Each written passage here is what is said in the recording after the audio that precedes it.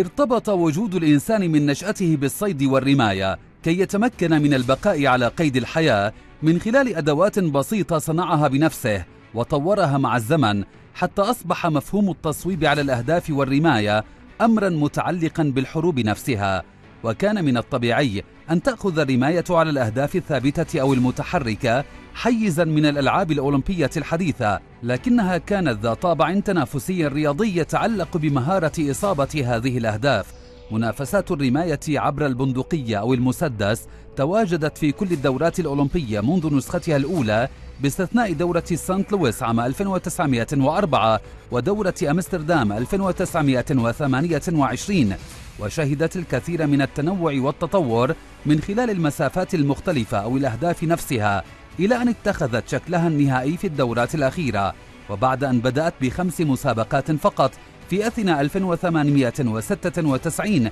ارتفع العدد ليصبح 9 من خلال منافسات البندقية الهوائية لمسافة 10 أمتار، والبندقية من مسافة 50 مترا، والبندقية من 3 أوضاع، والمسدس الهوائي 10 أمتار، والمسدس السريع 25 مترا، والمسدس 50 مترا، وسكيت وتراب والدبل تراب.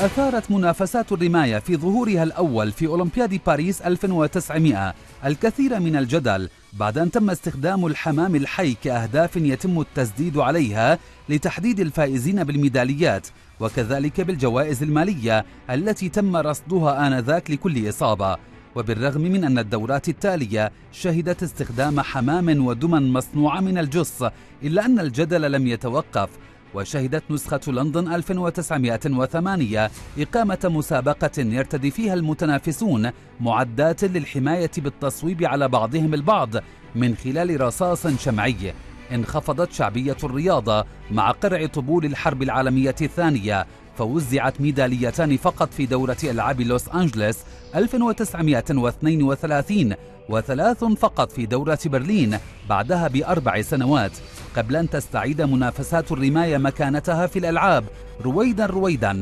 لتستقر عند 15 مسابقة ابتداء من نسخة بكين 2008. وبقيت منافسات هذه الرياضة حكرا على الرجال حتى أولمبياد مكسيكو 1968 حين سمح للسيدات بالمشاركة، ولكن من خلال منافسات الرجال، وكانت مشاركات السيدات قليلة للغاية، حتى إنه لم تشارك سوى 5 رياضيات في مسابقات الرماية في أولمبياد موسكو 1980. ولكن وبدءا من نسخة لوس أنجلس 1984 تمت عملية الفصل، وأصبح هناك مسابقات خاصة بالسيدات وأخرى بالرجال، فيما شهد أولمبياد طوكيو 2020 أول مسابقة مختلطة من خلال بطولة الفرق التي تكونت من رياضي ورياضية تنافسوا عبر 3 مسابقات، هي المسدس الهوائي والبندقية الهوائية والتراب.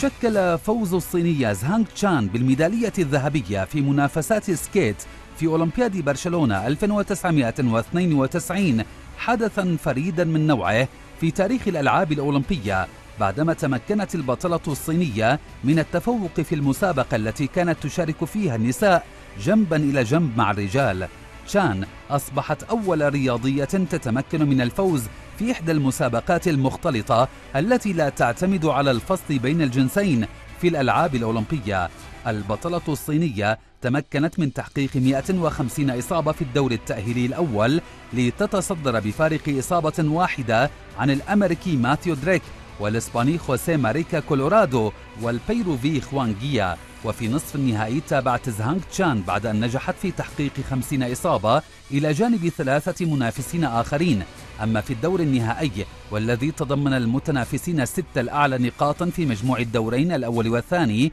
فقد حققت 23 إصابة فقط مقابل 24 لكل من البيروفيجيا والإيطالي روسيتي والروماني إيوان تومان، لكنها بالرغم من ذلك تمكنت من حسم المنافسة على الميدالية الذهبية بمجموع 223 إصابة دون الحاجة لخوض ملحق أخير لكسر التعادل، مسجلة رقما أولمبيا جديدا ولتتفوق على منافسيها الذكور وتمنح بلادها أول ميدالية في منافسات سكيت.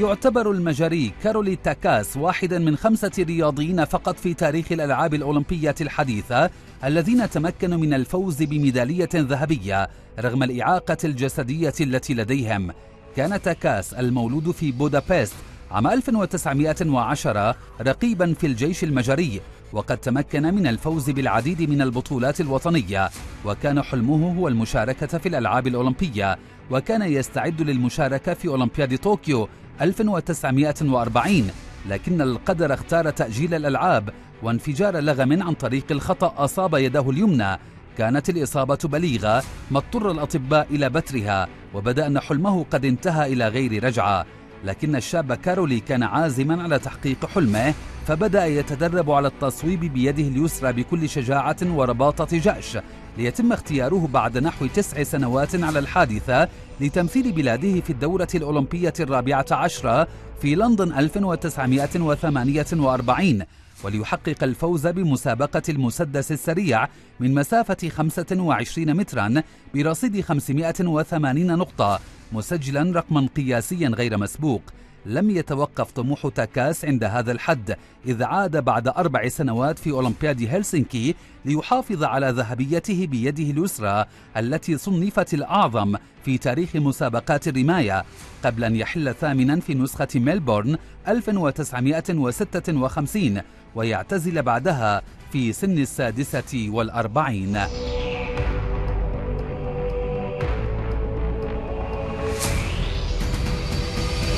على الرغم من أن الرماية كانت من ضمن الموروثات العربية منذ القدم، إلا أن الحسبة العربية في هذه المنافسات اقتصرت على ميداليتين ذهبيتين و5 برونزيات. وانتظر العرب حتى أولمبياد سيدني 2000 عندما أحرز الكويتي فهد الديحاني برونزية منافسات الدبل تراب ليمنح بلاده أول ميدالية على الإطلاق في تاريخ الألعاب الأولمبية. الديحاني عاد ليكرر إنجازه بعد 12 عاما في لندن ببرونزية أخرى، لكنه تمكن بعد 4 سنوات من أن يتوج بالميدالية الذهبية تحت راية العلم الأولمبي بسبب الإيقاف الذي تعرضت له اللجنة الأولمبية الكويتية آنذاك. الذهبية العربية الثانية كانت في مسابقة الدبل تراب أيضا، وحاز عليها الإماراتي أحمد بن محمد آل مكتوم في أولمبياد أثينا 2004 ليمنح بلاده أول ميدالية أولمبية أيضا في تاريخها. وبعيدا عن منافسات الدبل تراب، فقد كان للعرب نصيب في ميداليتين برونزيتين عبر منافسات السكيت من خلال القطري ناصر العطية في لندن 2012، وكذلك الكويتي عبد الله الرشيدي في ريو 2016.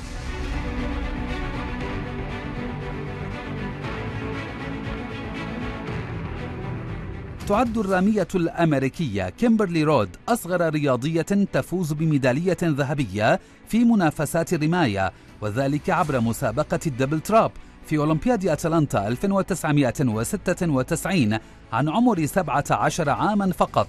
كيمبرلي حققت ذهبية ثانية في أولمبياد أثينا 2004، لكن إلغاء مسابقة الدبل تراب للسيدات جعلها تركز على منافسات السكيت، حيث تمكنت من إحراز الميدالية الفضية في أولمبياد بكين 2008 والذهبية في لندن 2012.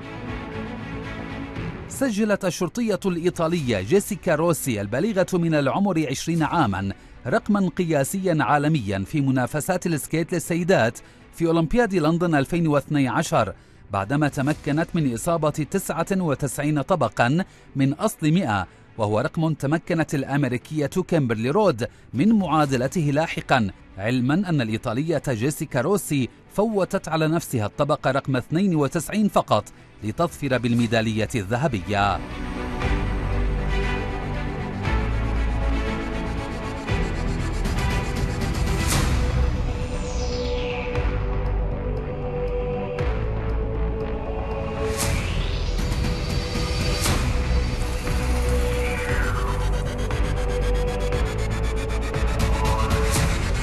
لم يغب المشهد القديم لأدوات الصيد والحروب عن المنافسات الأولمبية من خلال استخدام القوس والنشاب التي تعد إحدى أقدم المعدات التي استخدمها الإنسان للبقاء على قيد الحياة في التاريخ. وكانت هذه الرياضة حاضرة في 16 دورة أولمبية بدءا من النسخة الثانية للألعاب عام 1900 في باريس، لكنها توقفت مع ألعاب أنتورب 1920 لأكثر من نصف قرن قبل أن تعود في دورة ميونخ 1972، وقد شهدت أيضا تطورا كبيرا على مستوى المعدات وباتت صناعة بحد ذاتها. ومنذ العام 1988 في سول تم اعتماد 4 مسابقات في هذه الرياضة في الفرد والفرق للرجال والسيدات، قبل أن يتم إضافة مسابقة خامسة في أولمبياد طوكيو تتضمن فرق المختلط. وعلى عكس الكثير من الرياضات الأولمبية التي تشهد عادة سيطرة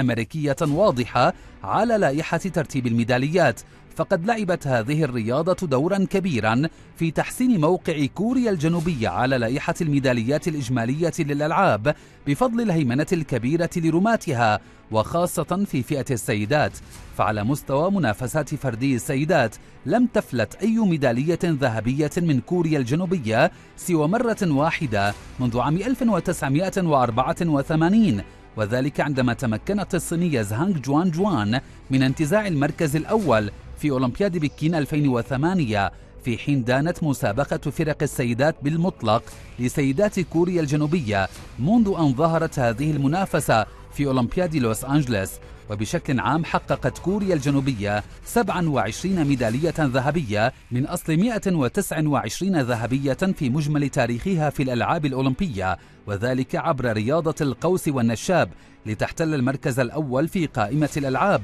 التي توجد فيها كوريا الجنوبية بالميداليات الذهبية، وبفارق 15 ذهبية عن رياضة التايكوندو التي تحتل المركز الثاني.